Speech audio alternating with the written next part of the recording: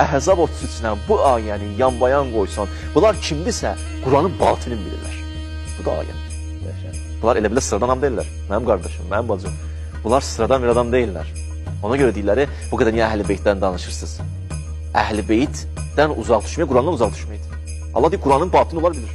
Mən demirəm ki, Rəbbimiz deyir. Onlar Quranın batinin bilir. Batini ilə ünsiyyətdirlər. Onlar Quranın ustadıdırlar.